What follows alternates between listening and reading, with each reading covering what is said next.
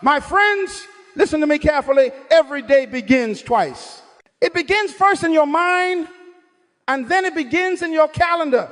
Before the sun rises over your city, it has already risen in your spirit. Before your body ever moves, your thoughts have already set the direction of your life.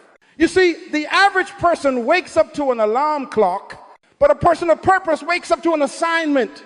There is a difference between being awake and being alive.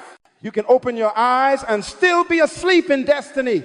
The law of the morning says this: you can never control your future if you cannot control your first hour. Your morning is not just a time, it is a territory. And whoever owns your morning owns your day. If the world owns it, the world controls your direction. If social media owns it, distraction becomes your master. But if purpose owns it, destiny bows to your command. That is why the scripture says, in the morning, while it was still dark, Jesus went to a solitary place to pray. Why? Because he understood the principle of divine order. You manage the invisible before you manifest the visible. You secure victory in the unseen world before you ever walk into the seen one. You win the battle of the day before breakfast. I want you to write this somewhere deep in your mind. The way you begin the day determines the way you command it. If you start your morning in confusion, you multiply confusion. If you start it in clarity, you multiply clarity. If you begin it in fear, you invite fear to follow you. But if you begin it in faith, you attract favor all day long. Let me tell you something that changed my life. Years ago, I asked the Lord, why does it seem that successful people manage so much with so little time, while others waste whole days doing nothing? And I heard this phrase in my spirit: because success is not a mystery, it is management. God will never give you more time. He will give you more to do with the time you already have. So if you mismanage your mornings, you mismanage your mission. Every pilot knows that the hardest part of flight is takeoff. Once you're in the air, momentum carries you. But if you fail in takeoff, the whole journey is delayed. That's how life works. The morning is your takeoff runway. If you stumble at the start, you struggle through the rest. So you must learn to treat your morning as holy ground. It is sacred because it decides everything that follows. Now, some of you wonder why you feel powerless during the day. It's because you give your power away before 8 a.m. You scroll before you still your mind. You consume before you commune. You react before you reflect. And you call it being informed, but you're actually being influenced. You cannot build a strong mind on borrowed opinions. The law of the morning demands mental sovereignty. That means you decide what enters your consciousness before the world does. Your mind was not designed to be a dumping ground for everyone else's noise. It was designed to be the headquarters of divine strategy. I remember meeting a young entrepreneur who told me, Dr. Munroe, my days are chaotic. I can't seem to focus. I asked him one simple question. What do you do in your first hour after waking up? He said, I check my phone, reply to messages, and open my laptop. I said, there's your problem. You are entering battle without a briefing. You're stepping into war without your weapons. No soldier starts fighting before hearing from his commander. So why do you begin your day before hearing from your Creator? My friend, the morning is your meeting with God and with yourself. It is not a time to perform. It is a time to prepare. It is not a time to run. It is a time to recalibrate.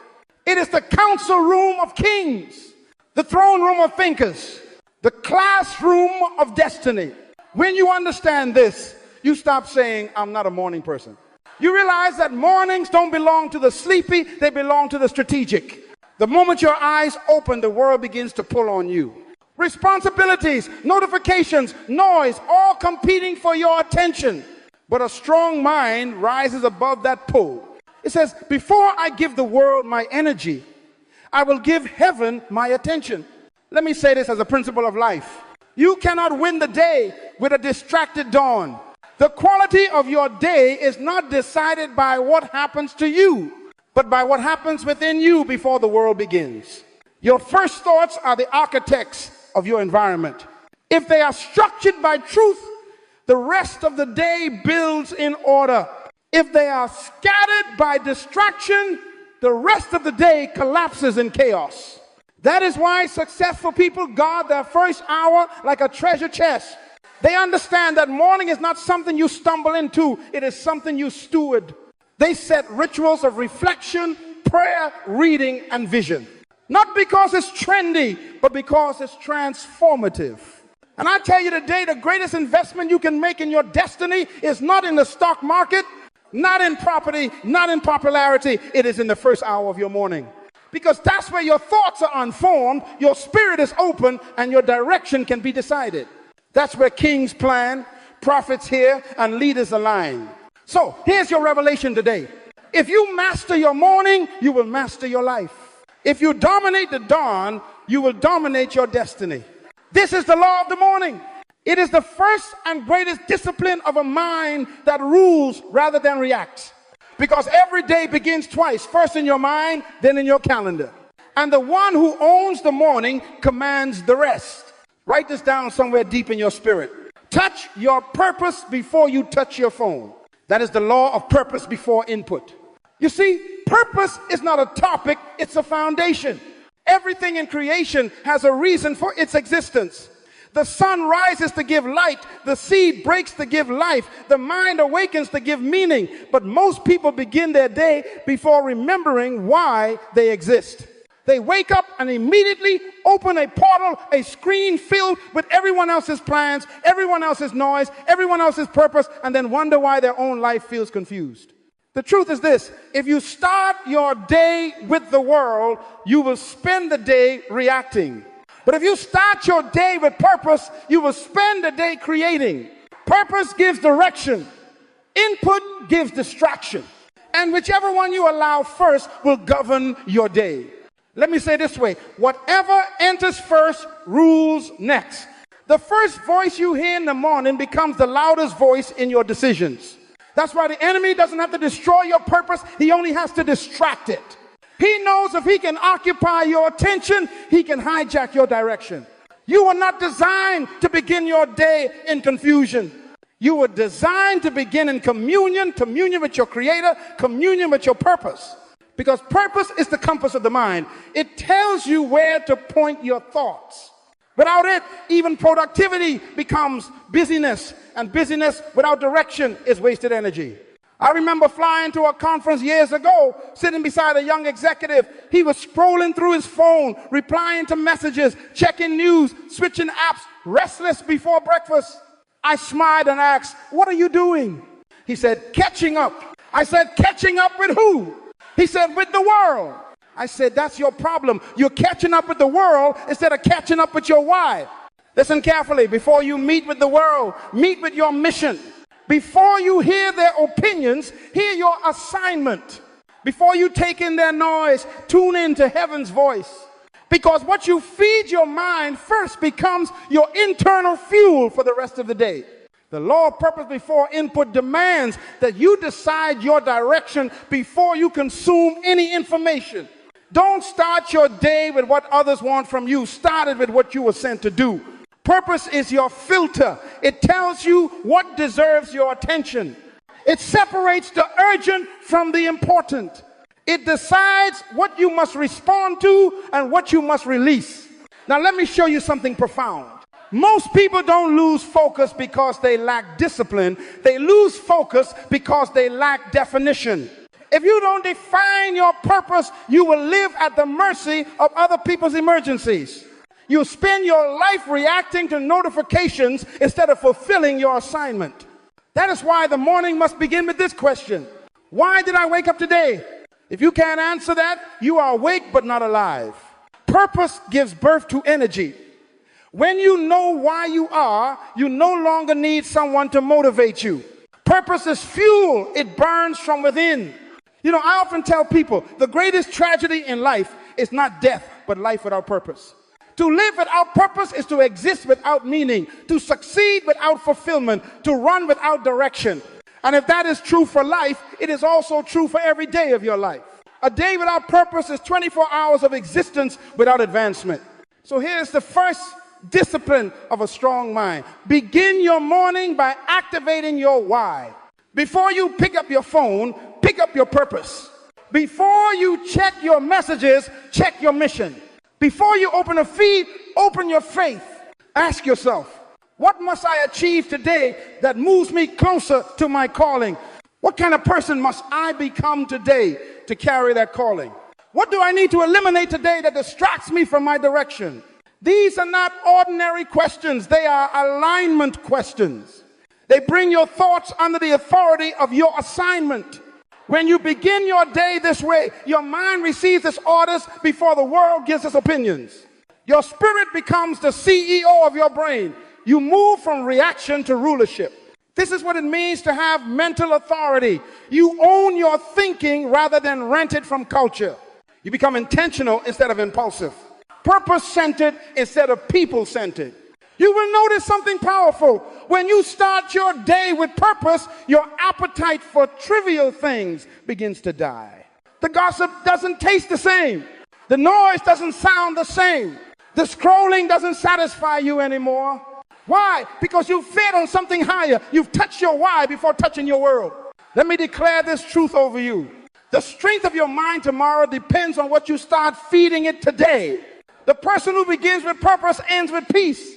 Purpose at dawn produces power at dusk.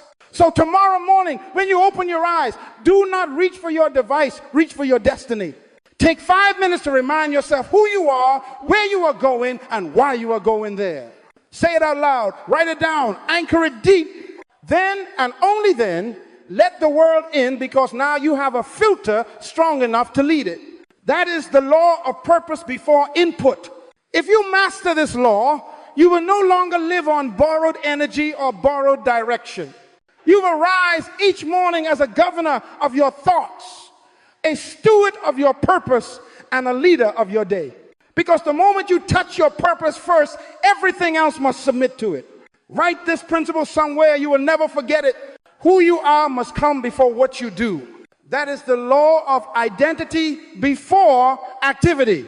You see, the world today has confused busyness with purpose. People are rushing everywhere, doing everything, trying to prove something, but they have forgotten who they are.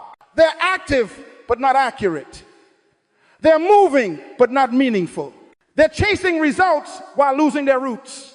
Hear me carefully. Activity is not the evidence of effectiveness. You can be busy building castles for others and still be sleeping under bridges yourself. You can be surrounded by noise but empty of identity. You can be productive but still not progressive. Before God gave Adam a task, he gave him an identity. He said, let us make man in our image after our likeness. Only after that did he say, have dominion. Because you cannot dominate the world around you if you have not defined the person within you. Dominion is the offspring of definition. So many people are working jobs they hate because they never discovered who they are. They are performing roles instead of fulfilling purpose. They are being what others expect instead of becoming what they were created to be. That's why they're exhausted, not because the work is hard, but because the work doesn't match their identity. The most dangerous person on earth is not an evil person. The most dangerous person is a busy person who has lost their sense of self. They do everything but accomplish nothing. They climb ladders that are leaning against the wrong walls. They fight battles that were never theirs to fight. That's why every morning before you plan your activities, you must return to your identity. Ask yourself, who am I? Not what you do, not where you work, not what people call you. Who am I? Because identity gives birth to integrity. If you know who you are, you don't have to pretend to be something else. You don't have to impress anyone to feel important. You don't have to compete because you are complete. Listen carefully. When identity is absent, insecurity is present. And when insecurity is present, imitation is inevitable. People without identity copy those who appear confident. They wear labels to feel valuable. They measure success by comparison instead of conviction. That's why social media has become an altar of false identity. Millions are sacrificing authenticity for approval. They trade originality for imitation. They chase likes but lose life. They project what they want people to see instead of who they were born to be. But when you know your identity, you walk differently. You talk differently. You think differently. You don't need applause to feel significant. You don't need a stage to know you're important. You carry your confidence quietly because it's not borrowed, it's built. I remember a conversation I had with a young leader who told me, Dr. Munroe, I want to do great things. I said, that's good, but before you do great things, make sure you become a great person. Because if you try to do great things before becoming a great person, your success will destroy you. What you build outwardly will collapse inwardly if your inner identity cannot sustain it. Activity without identity leads to anxiety. But when identity comes first, activity becomes peace. You work from rest, not rest from work. You perform from confidence, not for validation. Let me give you a picture. A tree does not try to bear fruit to prove it's a tree. It bears fruit because it is a tree. Identity precedes productivity. So it is with you. Your fruit flows naturally when your roots are secure. Some of you are asking God for new opportunities, but heaven is waiting for you to remember yourself. Before he opens new doors, he must secure your sense of identity. Because if he blesses you while you are still pretending, the blessing will expose the fake. You see, the strength of your activity depends on the stability of your identity. If who you are changes every time life challenges you, you will never build consistency. But when your sense of self is anchored in truth, storms can shake your schedule, but never your soul. So here is your morning discipline. Before you pick up your to-do list, pick up your to-be list. Every morning, declare who you are, not what you need to do. Say it with authority. I am a leader, not a follower. I am disciplined, not distracted. I am purpose-driven, not pressure-driven. I am a child of God, not a product of culture. 5 declarations like these every morning will recalibrate your spirit before the noise of the world begins. They remind your mind who is in charge. They shift you from doing for approval to doing from assurance. Identity is the root of authority. When you know who you are, circumstances lose power over you. Criticism cannot crush you because it doesn't define you. Failure cannot frighten you because it doesn't reduce you. And success cannot seduce you because it doesn't complete you. This is the law of identity. Before activity, the foundation of a disciplined life and a strong mind. Every morning, before you engage the day, remind yourself that being precedes doing. Because if you forget who you are, you'll spend your life doing things that don't matter. But if you know who you are, everything you do begins to matter. So tomorrow morning, don't rush into motion. Pause, reflect, declare. Then move not as a confused worker, but as a conscious creator. Not as a reactor, but as a ruler. Not as someone busy, but as someone becoming. Because in the kingdom of purpose, identity is the passport to destiny. And until you discover who you are, what you do will never make sense. That is the law of identity before activity.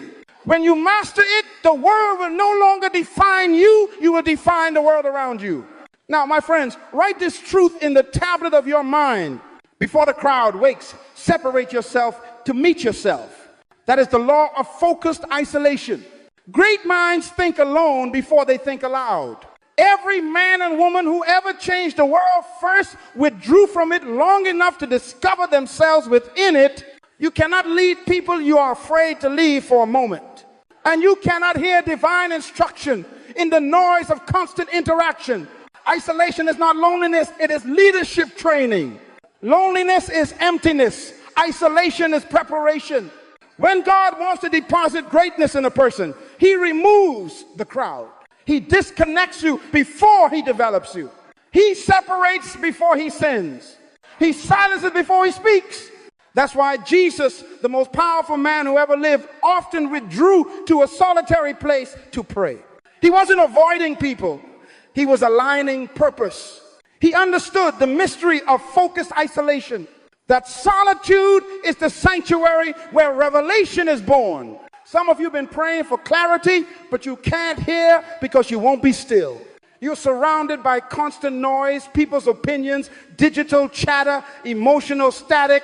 Your mind is never silent long enough for wisdom to enter. You say, God doesn't speak to me.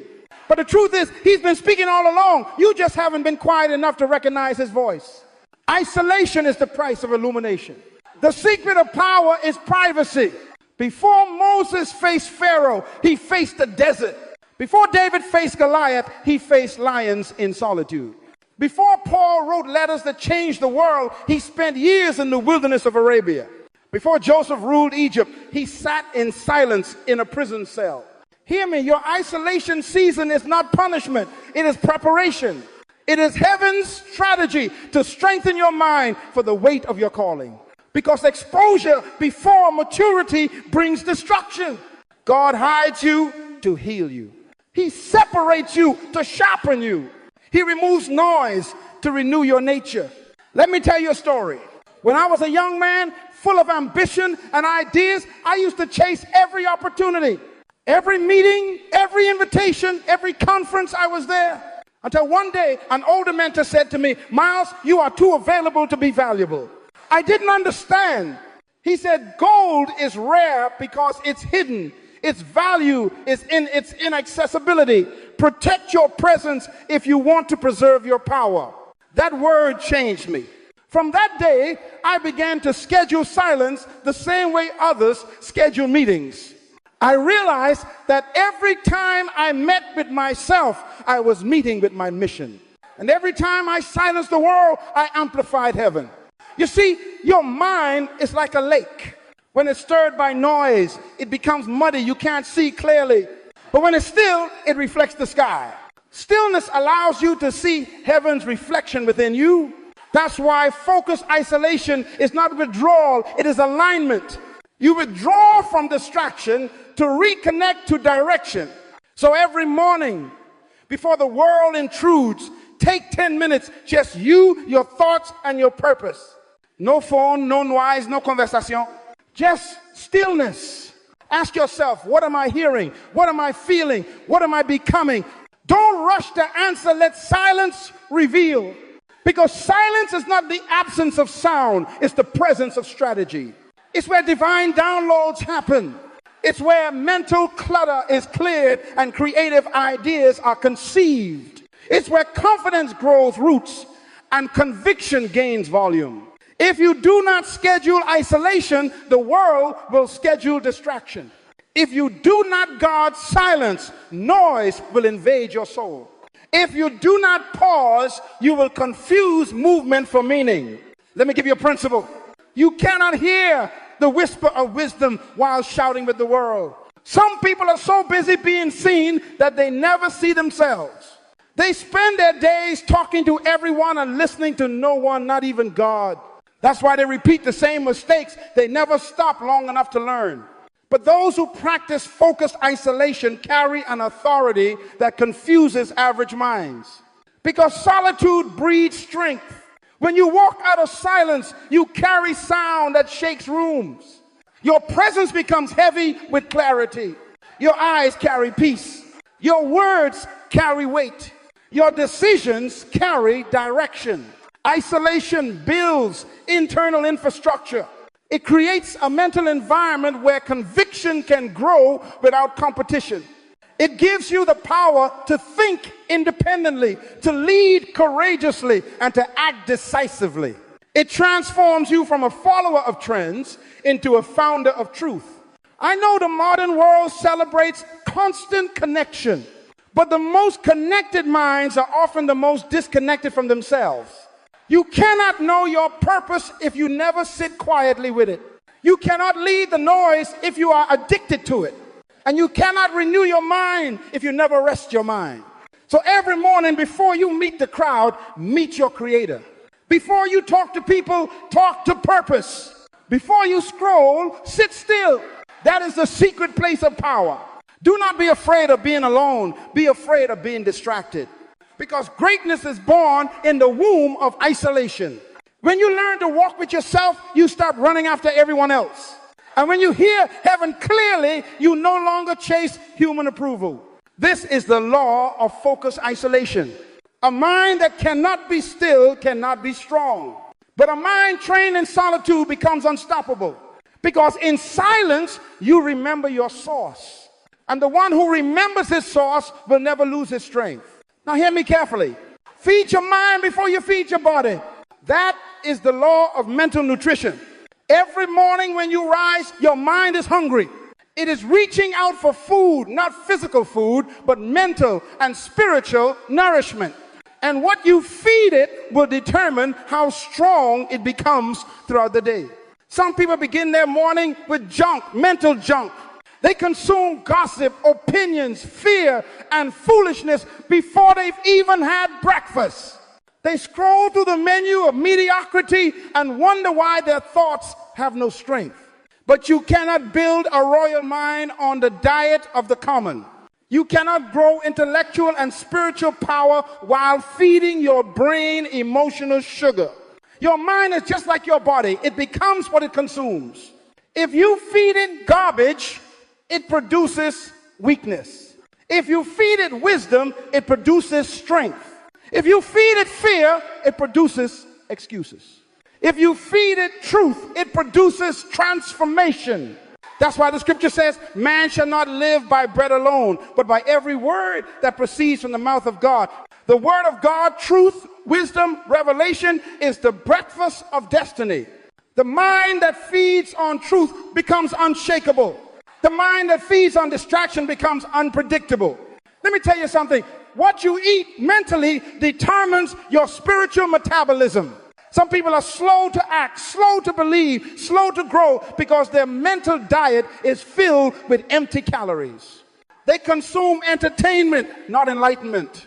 They chew on opinions, not principles. They snack on social media, but starve on scripture. They feed on negativity, then wonder why their spirit is malnourished. If you want to build a strong mind, you must curate your mental menu. Don't let everyone cook for your consciousness. Be selective about what enters your intellect. Not everything that sounds smart is nutritious. Not everything that goes viral carries value. You see, wisdom is not just information, it is intake with discernment. A wise person doesn't consume everything, they choose carefully. They filter every idea through principle. They test every statement through truth. They measure every source by fruit. Let me make it plain. You cannot eat lies and expect to produce leadership. You cannot feed on fear and expect to walk in faith. You cannot meditate on mediocrity and expect to manifest greatness. Your diet decides your destiny. I met a young woman once who said, Dr. Munroe, I feel so confused. My thoughts are all over the place. I asked her, what do you read? She said, I read everything that pops up on my feed. I said, that's your problem. You've made your mind a cafeteria open to anyone's cooking. If you wouldn't eat food from a stranger's dirty plate, why eat words from one? The mind is sacred ground. It deserves sacred seed. That's why every morning you must consciously feed it with truth that strengthens it. Start your day with something that builds, not breaks. With something that lifts, not drains. With something that expands, not entertains. Read one principle from scripture, one quote of wisdom, one paragraph of purpose. Feed your mind like a leader, not like a follower. Feed it strategy, not scandal. Feed it insight, not impulse. Feed it conviction, not confusion. Because what you put in your mind early will echo through your emotions all day long. If you start with truth, peace will follow. If you start with gossip, anxiety will follow. If you start with gratitude, joy will follow. If you start with complaint, chaos will follow. Let me tell you another principle. The first voice that enters your mind becomes the first architect of your mood. If you wake up to noise, you live in reaction. If you wake up to wisdom, you live in creation. I learned long ago that my mind is a garden. If I don't plant good seeds, weeds grow automatically. Negativity is natural. Wisdom is intentional. You don't have to try to grow weeds, just neglect the soil. But if you want flowers, you must cultivate them daily. So cultivate your mind. Don't let it be a wild field of random thoughts. Water it with wisdom. Fertilize it with faith. Expose it to the sunlight of truth. When you do that, something extraordinary happens. Your mind begins to produce ideas effortlessly. Creativity flows naturally. You begin to see solutions where others see problems. You begin to speak peace where others speak panic. You begin to carry a calm authority because you are no longer a consumer of chaos. You are a producer of clarity. That's what happens when you feed your mind properly. Your vocabulary changes. Your attitude shifts. Your decisions mature. You start to attract people who are also well fed in wisdom. Let me close this law with a declaration you should speak every morning. Today, I will not let the world feed my mind junk. I will choose my thoughts like I choose my food with wisdom. I will nourish my mind with truth, my spirit with gratitude, and my heart with vision. Because my mental diet determines my destiny. That is the law of mental nutrition. Feed your mind before you feed your body, and watch how your entire life begins to take on the shape of what you've been consuming. Because a strong mind is never born. It's built meal by meal, thought by thought, truth by truth. Now write this down. Your world responds to your words. That is the law of affirmation and declaration. Words are not sounds, they are spiritual forces.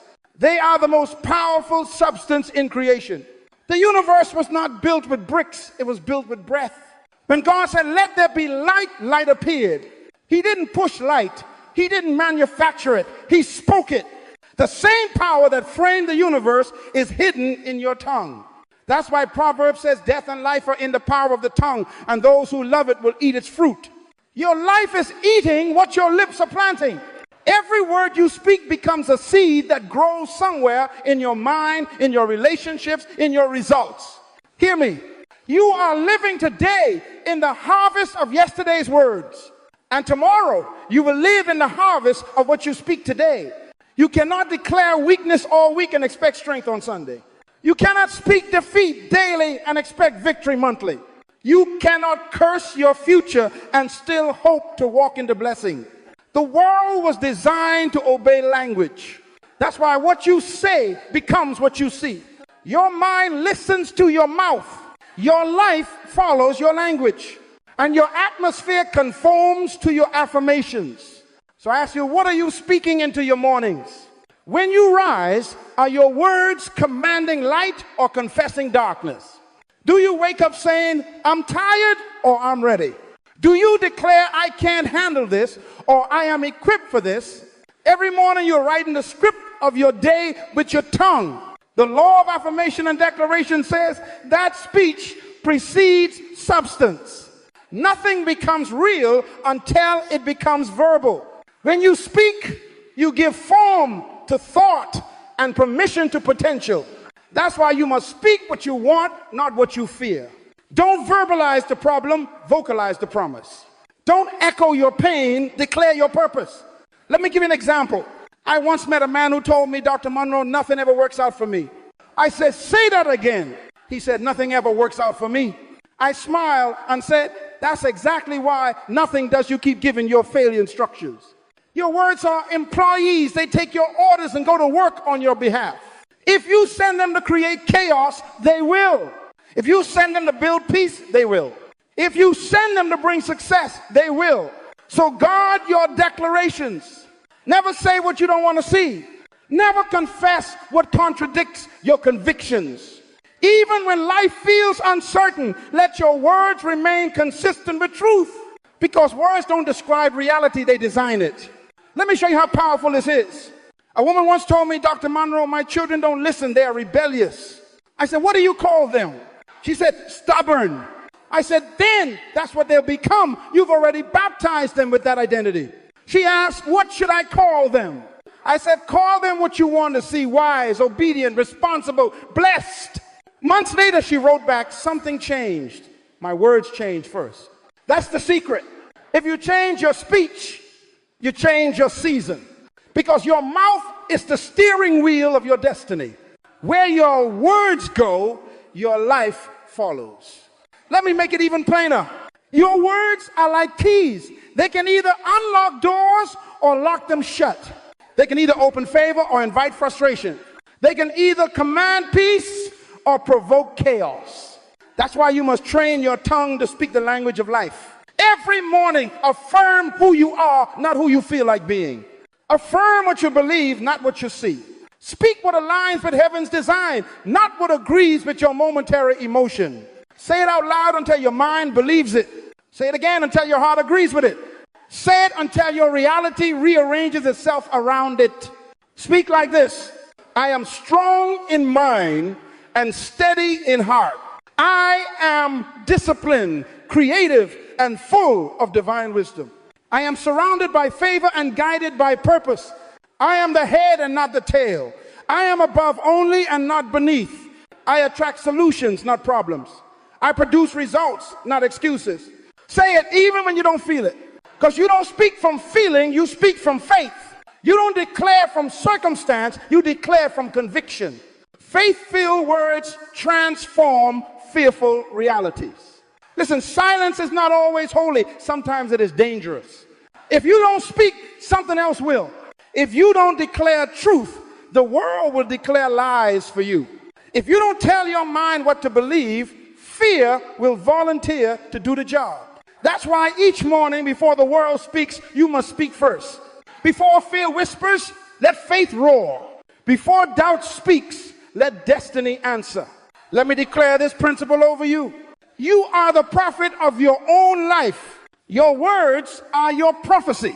Every time you open your mouth, you are either predicting your promise or announcing your limitation. So speak carefully, because heaven and earth are listening. I challenge you to make this your daily habit. After you rise, look in the mirror and declare your own reality.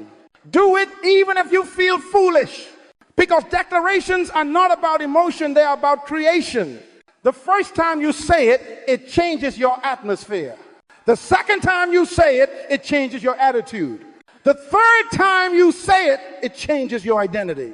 That is the law of affirmation and declaration. A strong mind is not just built by what you read, it's reinforced by what you repeat. So fill your morning with words of power. Speak them with faith, consistency, and conviction. Because what you speak into your day becomes what your day must obey. And what you declare about your life becomes what your life eventually displays. Now hear this with understanding. Emotions are wonderful servants, but they are terrible masters. That is the law of principle over emotion. Every great downfall begins when emotion dethrones principle. The strongest people are not those who feel less, they are those who govern what they feel. You cannot trust your emotions to lead you, because emotions change faster than the weather. One day they tell you you're unstoppable. The next they tell you you're unworthy. They are real, but they're not reliable. God did not design emotion to rule you. He designed it to serve you. Emotion is fuel, not a steering wheel. When you let emotion drive, it will take you where you never intended to go. But when principle holds the wheel, emotion becomes your power, not your prison. Some of you wake up strong, and by lunchtime you're discouraged, not because the day changed, but because your emotions did. One moment you're inspired, the next moment you're irritated. You can't build a stable destiny on unstable feelings.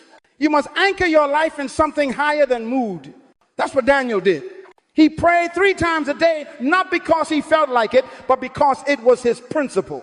When they threw him into the lion's den, he didn't panic because he had already practiced peace in private. Consistency is born from conviction, not from comfort. Principle says, I will do what is right even when it doesn't feel right. Emotion says, I'll do what feels good right now. Principle says, I'll remain disciplined even when I'm tired. Emotion says, I'll quit because I don't see results. Principle leads to progress. Emotion leads to paralysis. You cannot rise as a leader while remaining a slave to how you feel.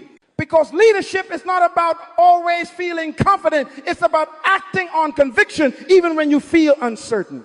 You discipline yourself to move in the direction of truth, not temperature. Let me tell you something powerful.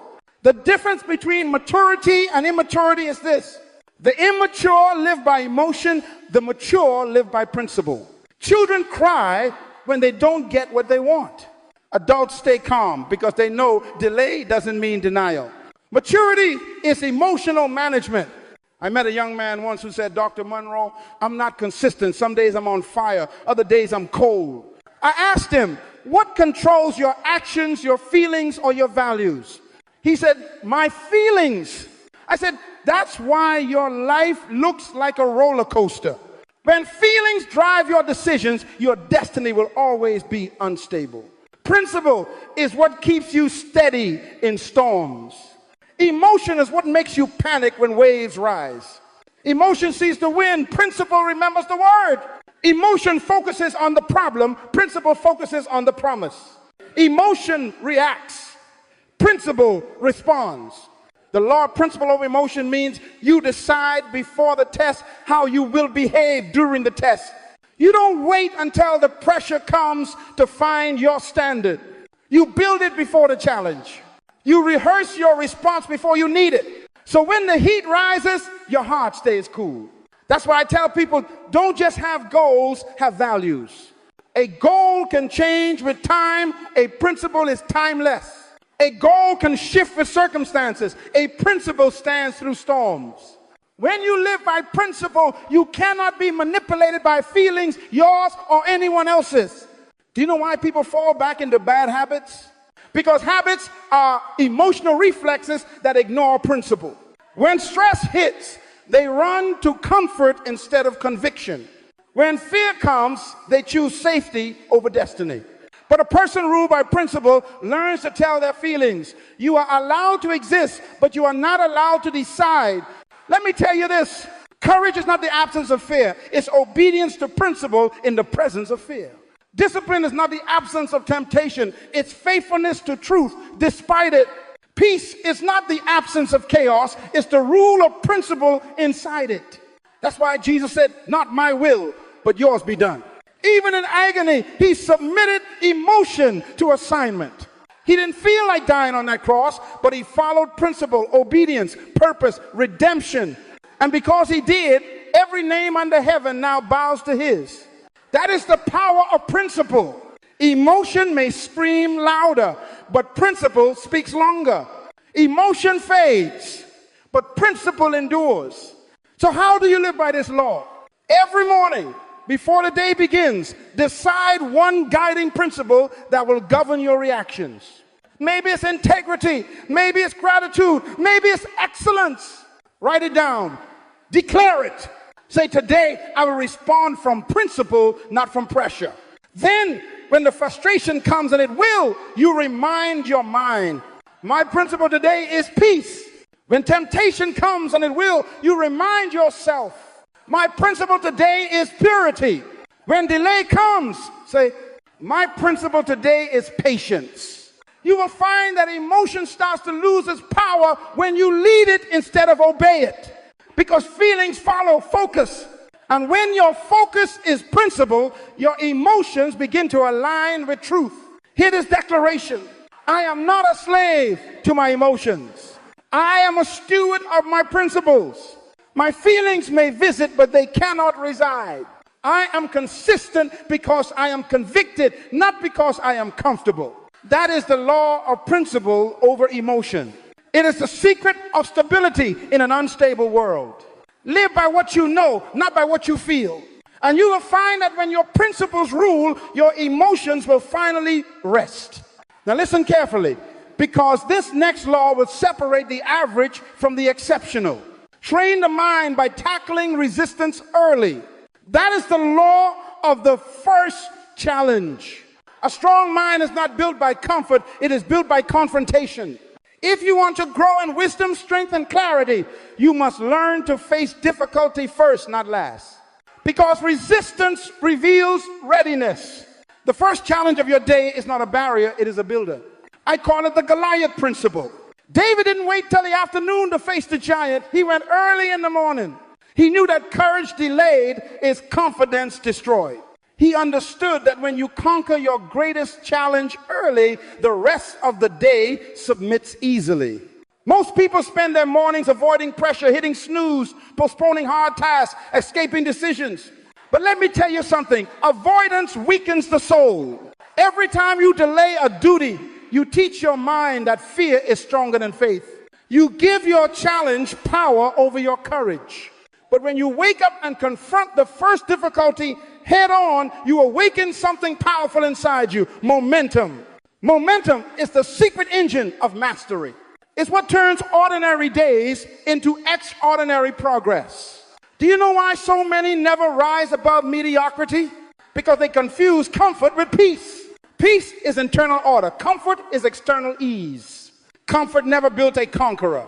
If you want the crown, you must face the conflict. If you want strength, you must train against resistance. If you want a strong mind, you must exercise it daily by doing what is necessary, not just what is easy. The mind is like a muscle. If you never lift anything heavy, it remains weak. If you never stretch it with challenges, it stays small. If you never test it with truth, it never transforms. That's why I say do the hardest thing first. Whatever task intimidates you most, face it before noon. Write that report, make that call, confront that fear, begin that project. Slay your Goliath before breakfast. Because every challenge you face early becomes energy later. Here's a powerful truth. Every time you overcome resistance, you release revelation. Each victory expands your perspective. Each success reinforces your strength. Each obstacle you conquer in the morning becomes fuel for confidence all day long. Let me give you an example. Years ago, I met a young athlete training for a national championship. He told me, Dr. Munroe, my coach makes us run sprints at sunrise when it's cold, when we're tired. I asked, why? He said, because if you can conquer the pain when no one's watching, you can't be broken when everyone's watching. That's wisdom. Discipline in private creates dominance in public. When you train your mind to handle the first challenge of the day, the next one shrink in comparison. You stop saying, I can't, and start saying, I already did. Confidence is not the absence of challenge, it's the memory of victory. Now hear me. Weak minds run from resistance. Strong minds run toward it. Weak minds see problems as punishment. Strong minds see them as practice. Weak minds complain about pressure. Strong minds grow under it. Because pressure doesn't break strong people, it reveals them. That's why I tell people, stop praying for easy days. Pray for stronger minds.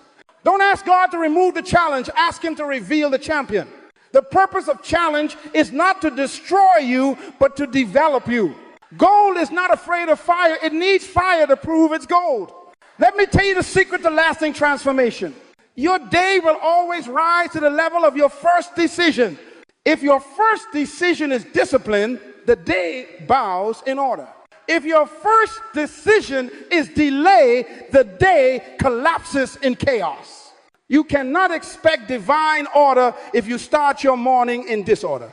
So make it your ritual. Every morning, do one difficult thing on purpose. Something that demands focus, courage, or discomfort. It doesn't have to be big, it just has to be deliberate. Wake up earlier than you feel like. Work out when you'd rather rest. Read instead of scroll. Pray instead of panic. Write instead of worry. Each time you do, you train your mind to obey discipline instead of emotion. And once your mind learns that it can survive discomfort, you become unstoppable. Let me give you a declaration for your mornings. I am not afraid of challenge. Resistance is my training ground. Discomfort is my classroom. Every problem I face today is an opportunity to prove who I've become. Because the truth is this, a smooth sea never made a skilled sailor. You can't learn mastery on calm waters. The storm you're trying to avoid might be the school that's preparing you for greatness.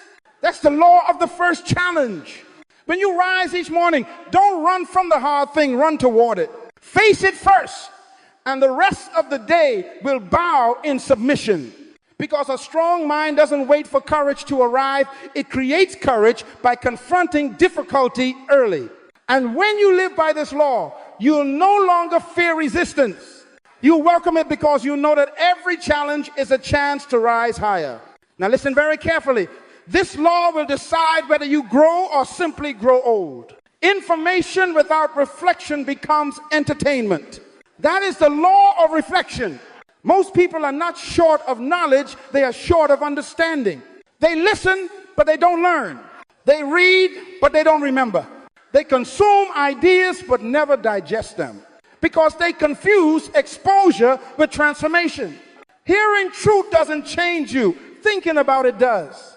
Reflection is the bridge between experience and wisdom. It is the process that turns moments into meaning. It is how the mind transforms information into insight and insight into instruction. Let me tell you something powerful. Growth is not guaranteed by activity. It is guaranteed by reflection.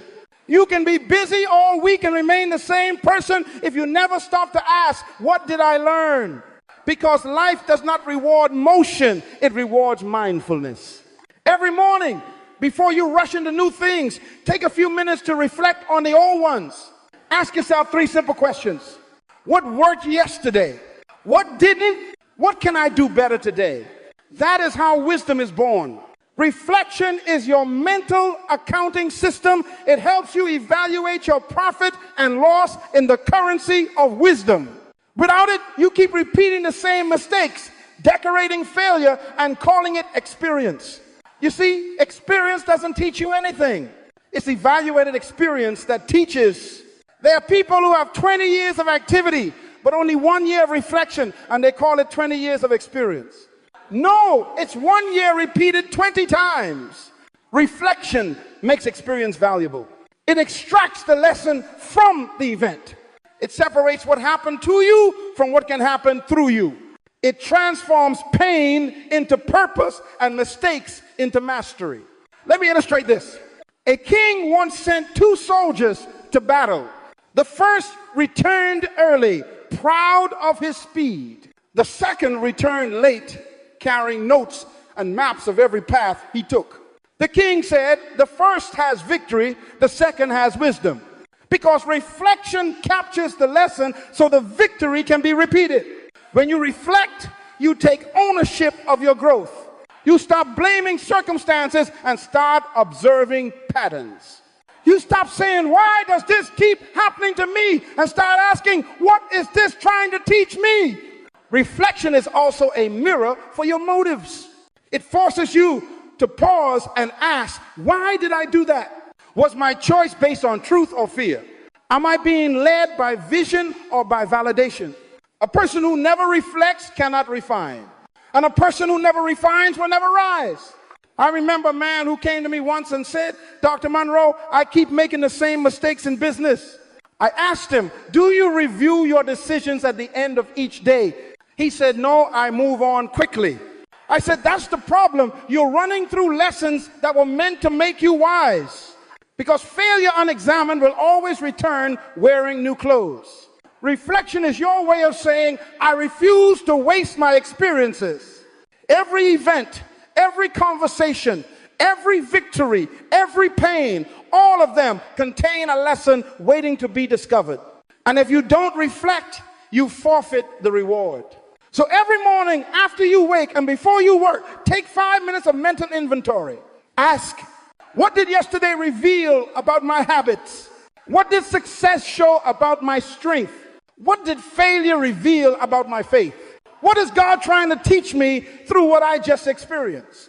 Write it down. Don't trust memory. Memory leaks, but writing locks. Keep a reflection journal, not to record what happened, but what it meant. Because meaning is the true measure of maturity. Let me give you a divine principle. Revelation travels at the speed of reflection. The slower you pause to think, the faster you grow in wisdom. Because insight doesn't come from movement, it comes from meditation. You can't receive instruction at the speed of distraction. Reflection also purifies your perspective. It allows you to step out of your emotions and look at your situation from the balcony of truth. You begin to see connections you missed before. You start to understand the why behind the what. And that understanding gives you peace in the middle of pressure. Some people pray for answers, but the answers are already buried in their reflection. They just haven't slowed down long enough to dig them out. When you reflect, you activate the mind of God within you, that creative intelligence that connects patterns, produces wisdom, and unlocks solutions. So make reflection your daily discipline. Don't end your mornings in noise, end them in noticing. Because what you notice, you can nurture, and what you nurture, you can grow. Say this with me.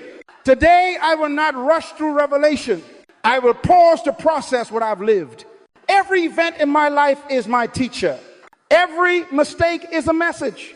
Every day holds a lesson, and I will not leave it behind. This is the law of reflection. A strong mind doesn't just consume truth, it contemplates it. It doesn't just move, it measures. It doesn't just experience, it extracts. So remember this principle. You don't grow from what happens, you grow from what you understand about what happens. And that understanding only comes when you stop long enough to reflect. Now write this truth deep in your heart. Gratitude grounds you, vision guides you. That is the law of gratitude and vision. Every morning, before you step into your day, you must first anchor yourself in gratitude and then align yourself with vision. Because gratitude gives you perspective and vision gives you direction. One keeps you humble, the other keeps you hungry. Gratitude says, I already have enough to begin. Vision says, but I am not done becoming. When you walk in both, you live balanced, content but not complacent, thankful but still transforming. Gratitude is the attitude that keeps your heart soft when life gets hard. It reminds you that no matter how much is missing, something is still working. And when you can see what is working, you empower God to multiply it. You see, heaven will never increase what you refuse to appreciate. Let me tell you this principle. What you thank God for increases in value. What you complain about decreases in power. If you start your day grumbling, your mind becomes heavy before you even move. But when you begin with gratitude, your spirit becomes light. Gratitude turns ordinary mornings into sacred moments. It transforms routine into revelation. Because gratitude is not a reaction, it is recognition. I remember an old woman I met in a small village. She had very little by the world's standards. Her house was small, her possessions few, but every morning she would stand outside, lift her hand to the sky and say, thank you, Father, for another day to breathe and believe. When I asked her why she did that, she said, because gratitude keeps my eyes open to the miracles I already have. My friend, that woman was richer in peace than many millionaires are in money. Gratitude opens your eyes to abundance. It doesn't change what you have, it changes how you see what you have. And once your sight changes, your situation follows. But gratitude alone is not enough. You also need vision, because gratitude keeps you grounded, but vision keeps you moving. Without vision, gratitude can turn into stagnation. Without gratitude, vision can turn into pride. You must walk with both wings if you want to fly straight. Vision is not fantasy, it's foresight. It is the picture of your potential seen through the eyes of faith. Vision gives meaning to your mornings. It turns waking up into rising up. When you know where you are going, even small steps feel significant. The scripture says, where there is no vision, the people perish. That means when you stop seeing forward, you start dying inward. Life loses power when it loses picture. You were designed to see before you succeed, to imagine before you manifest. So every morning after you give thanks, take a moment to see forward. Close your eyes and visualize the person you are becoming. See, the future God placed inside you, the business growing, the family thriving, the purpose unfolding. Don't just dream about it, see it with conviction. Because whatever your mind consistently sees, your life eventually steers toward. Let me show you something powerful. The combination of gratitude and vision creates momentum. Gratitude fuels joy in the present. Vision fuels passion for the future. Together, they generate energy for progress. Gratitude says, I'm blessed where I am. Vision says, but I'm not stopping here. Gratitude roots you in peace. Vision raises you in purpose. Gratitude gives you patience. Vision gives you passion. When you start your morning with both, You become emotionally balanced and spiritually focused. You won't be easily discouraged because gratitude will remind you how far you've come. And you won't be easily distracted because vision will remind you where you're going. The world is full of people who are thankful but stuck, or ambitious but empty. Gratitude without vision becomes nostalgia. Vision without gratitude becomes greed. But gratitude with vision becomes greatness.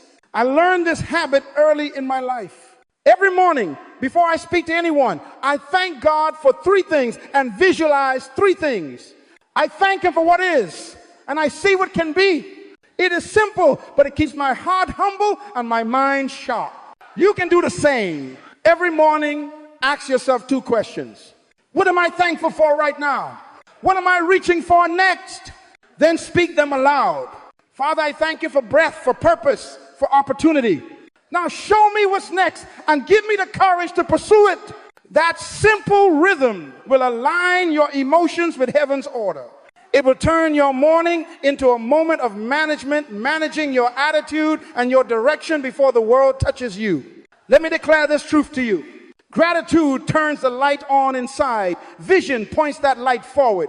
When both are active, you become unstoppable, glowing with peace and guided by purpose. So tomorrow morning, before you run to your responsibilities, pause, take a breath of gratitude, take a glance of vision, and then move. Because the thankful heart and the focused mind together form a powerful force called destiny. This is the law of gratitude and vision. The one grounds you, the other guides you. Live by both and you will walk every day in joy and direction, peace and progress, humility and hope. Now, my friends, we come to the final law, the one that completes the circle of strength. Let go before you go. That is the law of release. Every morning, before you step into the day, you must release what does not belong to your purpose. Because you cannot move forward if your hands are full of yesterday. You cannot embrace new opportunities while holding on to old offenses. You cannot walk into peace while carrying the weight of worry. Release is not weakness, it is wisdom. It is not giving up, it is growing up. Strong minds know that freedom is not the absence of pressure, it is the absence of attachment. You were never designed to carry everything. You were designed to carry purpose, and purpose travels light. There are 3 things you must release every morning: yesterday's pain, today's pressure, and tomorrow's control. First, release yesterday's pain. Too many people wake up but never truly rise because they are still lying in the bed of their past. They replay the disappointment, the betrayal, the mistake again and again until the past becomes their present. But you cannot start a new chapter if you keep rereading the last one. Whatever happened, happened. Learn from it, but don't live in it. God cannot heal what you refuse to release. Forgiveness is the highest form of emotional intelligence.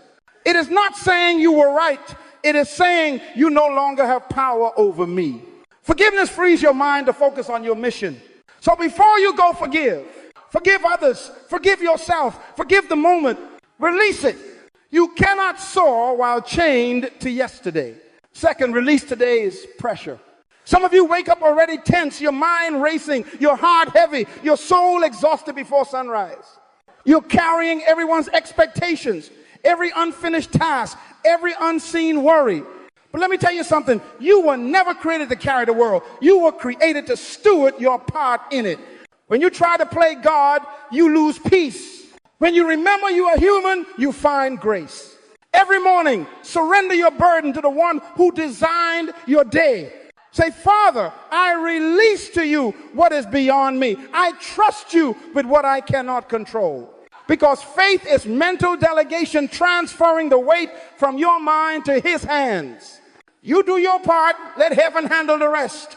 The moment you release, peace will return. Peace is not found in control, it is found in confidence. Third, release tomorrow's control. Worry is the misuse of imagination. It is faith in reverse, believing in the power of what could go wrong instead of what could go right. When you live in tomorrow, you rob today of its power. When you try to plan everything, you leave no room for providence. Let go of the need to know every outcome. Let go of the illusion that control equals safety. Because your peace doesn't come from prediction, it comes from preparation and trust. Hear me, release is not passive, it is powerful. It is the decision to stop fighting battles that are not yours. It is the wisdom to know that some things require prayer, not pressure. It is the courage to say, I will no longer be owned by what I can't change. Let me give you a picture. A pilot never takes off with excess weight. Before every flight, the crew checks the cargo. They remove what is unnecessary to ensure altitude. Your mind must do the same. Every morning, check your cargo. Ask yourself, what am I carrying that I don't need for today's journey? Then release it. Drop the emotional baggage.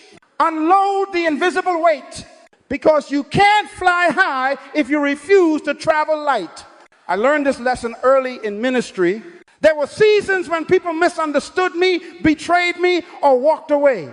I used to carry it in my thoughts, in my heart, in my tone, until one day God said, Miles, you can't lead nations while holding grudges. You can't preach freedom while living in frustration. That day, I released them, all of them. And when I did, I realized something. Release is not losing people, it's regaining peace. When you release, your mind becomes light. Your focus becomes sharp. Your joy returns. Your creativity flows. Your heart expands. You stop reacting and start reigning. Because a free mind is a powerful mind. Let me remind you of this eternal truth. You cannot receive what is next until you release what is now. If your hands are still holding the ashes, they can't receive the oil. If your mind is still stuck in what failed, it can't form what's new. You have to let go so that grace can flow. Every morning, make release a ritual. When you open your eyes, before you move your body, release your mind. Whisper it. I release the past. It no longer defines me. I release the pressure. It will not distract me. I release the future. It belongs to God. Breathe in peace. Breathe out control. That breath will become your prayer, and that prayer will become your power. Because the mind that releases is the mind that reigns. The soul that lets go is the soul that grows. The person who surrenders what they can't control gains mastery over what they can. This, my friends, is the law of release. The final key to building a mind so strong it scares mediocrity. A mind at peace with the past, present, and future. A mind light enough to fly and focused enough to lead. So when you rise tomorrow morning, let go before you go. Let go of bitterness and go with blessing. Let go of fear and go with faith. Let go of control and go with confidence. Let go of distraction and go with destiny. Because the mind that releases what it cannot change becomes unstoppable in what it can. And that, beloved, is how you live free, think clear, and walk tall. Not as a slave to circumstance, but as a steward of destiny. Let go before you go. Release before you rise. Forgive before you fly. Because freedom is the fragrance of a strong mind. That is the law of release. And with it, you have completed the framework for building a mind so strong, it not only shapes your day, it shifts your destiny.